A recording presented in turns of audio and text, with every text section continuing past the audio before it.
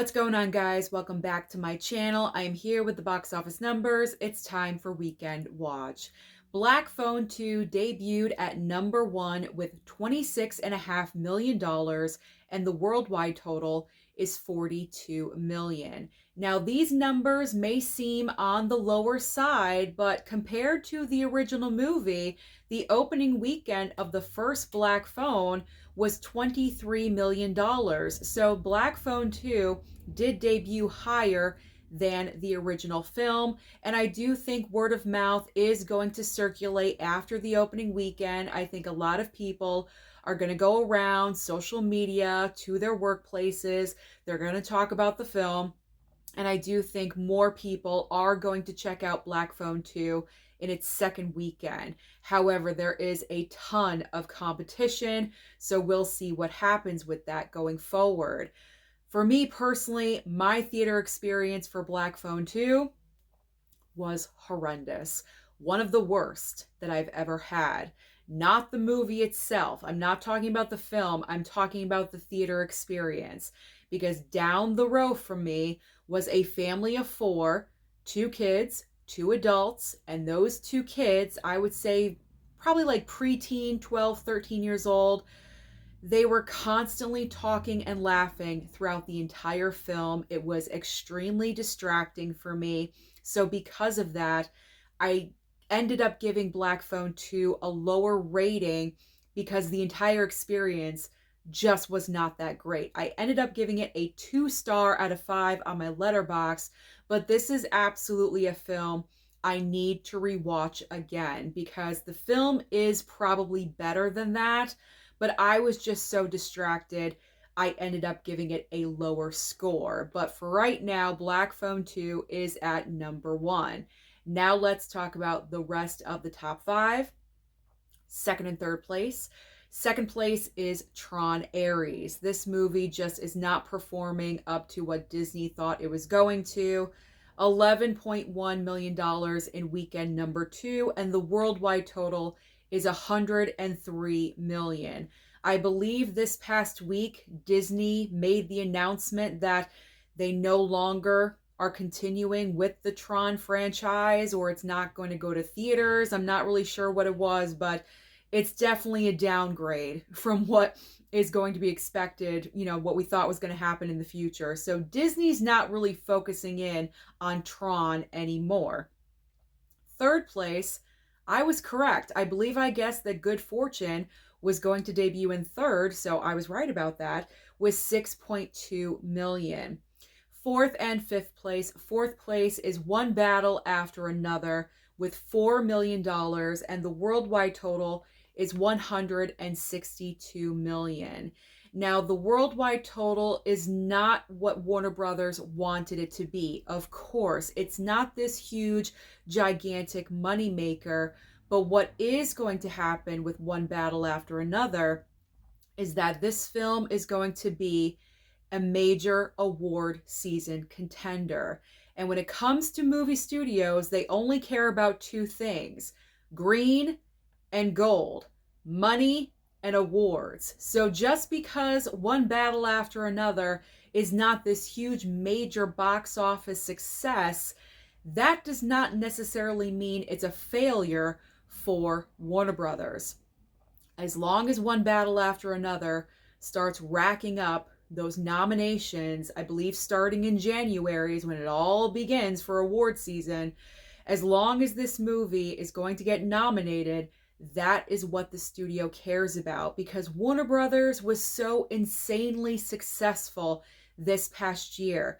Many of their movies overperformed, and so because of that, the loss with One Battle After Another isn't really that big of a deal. I mean, losing millions of dollars is a big deal, but pretty much you put everything in a basket, you shake it up, it all comes out even.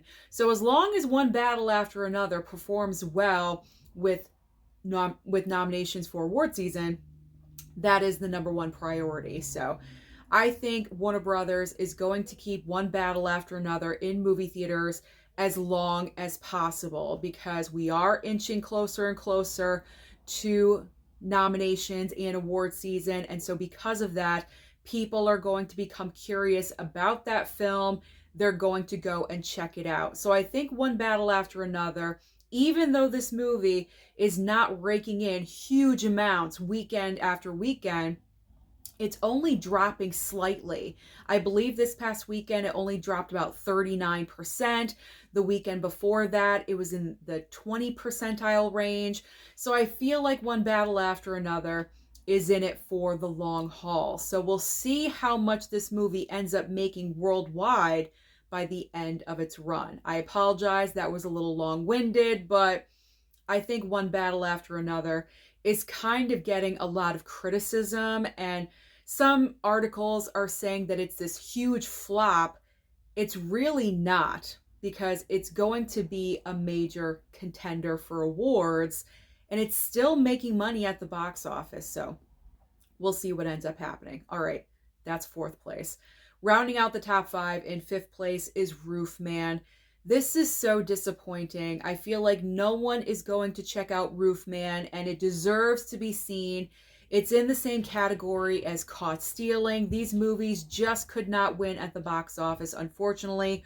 Roof Man this past weekend brought in $3.7 million. Let's focus in on the brand new movies that will debut this coming weekend at the box office. We have major competition for Black Phone 2. We have three major main brand new releases. We have Springsteen, Deliver Me From Nowhere, obviously, biopic all about Bruce Springsteen. We have Shelby Oaks, major brand new horror film directed by YouTuber Chris Stuckman. We also have Regretting You. This is a romantic drama based off of a book by Colleen Hoover, who gave us It Ends With Us. And so because of that, I think Regretting You could possibly be a major moneymaker at the box office. This is extremely difficult to do the 1, 2, 3 for all of these, because honestly, anything could happen. However, I do feel like when it comes to Springsteen, Deliver Me From Nowhere, I feel like the film, like all the chatter about the movie, is mainly for award season conversation and not necessarily excitement about seeing that in the movie theater. So I am not going to predict Springsteen to break the top 3. I don't think that's going to occur. Now we have Shelby Oaks, and this movie is being promoted so heavily, obviously by Chris Stuckman himself, but ever since the film premiered, I believe it premiered at Fantastic Fest, I could be wrong, but the promotional train for Shelby Oaks has been phenomenal. It's been one of the best promotions I've ever seen for a film.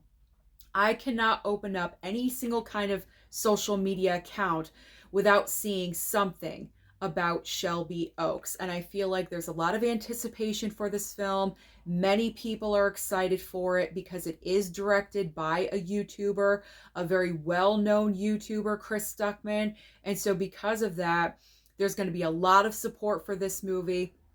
I mean, the Kickstarter campaign to even get this movie off the ground was the highest ever, I believe, in history of Kickstarter. It was like over $1 million that people pledged.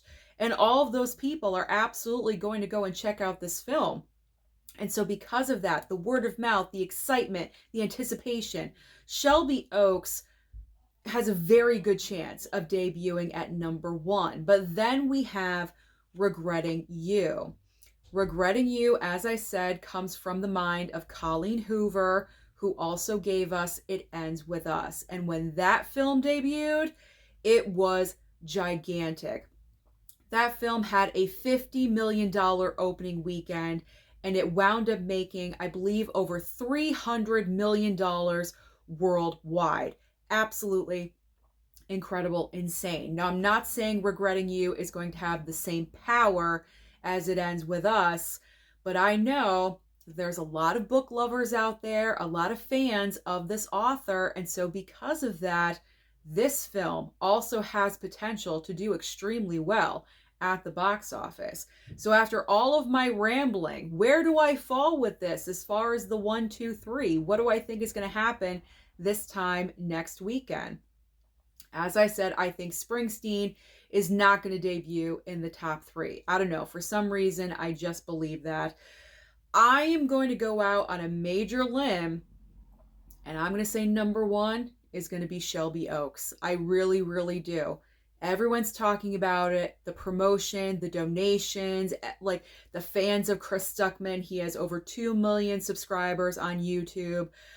I think it's going to happen. I really, really do. So Shelby Oaks, that is my guess for number 1 this time next week. How much? I have no idea, but I think that film will debut at number 1.